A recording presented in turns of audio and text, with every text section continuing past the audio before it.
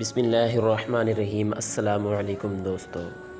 حضرت عمرو بن سلمہ رضی اللہ تعالیٰ عنہ ایک صحابی رسول ہیں۔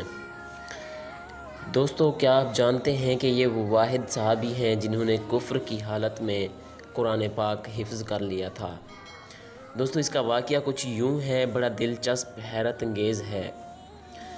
حضرت عمرو بن سلمہ رضی اللہ تعالیٰ عنہ فرماتے ہیں کہ ہم لوگ مدینہ طیبہ کے راستے میں ایک جگہ رہا کرتے تھے۔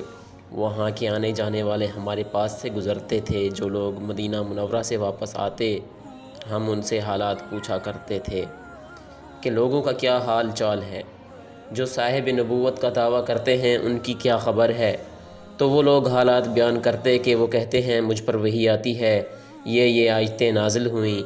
تو حضرت عمرو بن سلمہ رضی اللہ تعالیٰ عنہ کہتے ہیں کہ میں کم عمر بچہ تھا، وہ جو بیان کرتے اس کو یاد کر لیا کرتا۔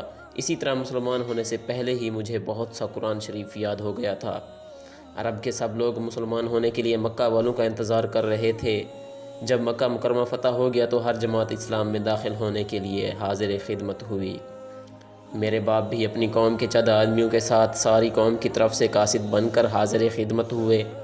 حضور پاک صلی اللہ علیہ وآلہ وسلم نے ان کو شریعت کے احکام بتائے اور نماز سکھائی، جماعت کا طریقہ بتایا اور ارشاد فرمایا کہ جس کو تم میں سب سے زیادہ قرآن یاد ہو وہ امامت کے لیے افضل ہے۔ فرماتے ہیں میں چونکہ آنے والوں سے آیتیں سن کر ہمیشہ یاد کر لیا کرتا تھا، اس لیے سب سے زیادہ قرآن مجھے ہی یاد تھا۔ سب نے تلاش شروع کر دی تو مجھ سے زیادہ حافظ قرآن کوئی بھی قوم میں نہ نکلا، تو مجھ ہی کو انہوں نے امام بنایا۔ وہ کہتے ہیں کہ میری عمر اس وقت 6-7 برس تھی۔ جب کوئی مجمع ہوتا یا جنازہ کی نماز کی نوبت آتی تو مجھ ہی کو امام بنایا جاتا۔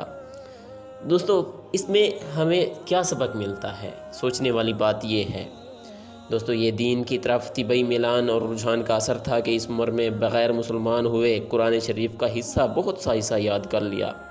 رہا بچہ کی امامت کا قصہ، یہ مسئلہ کی بحث ہے۔ جن کے نزدیک جائز ہے ان کے نزدیک تو اشکال نہیں، اور جن کے نزدیک جائز نہیں وہ فرماتے ہیں کہ حضور پاک صلی اللہ علیہ وآلہ وسلم نے انہی لوگوں کو ارشاد فرمایا تھا کہ تم میں جس کو قرآن زیادہ ہو یا یاد ہو، بچے اس سے مراد نہیں تھے۔ اللہ ہمیں عمل کی توفیق دے۔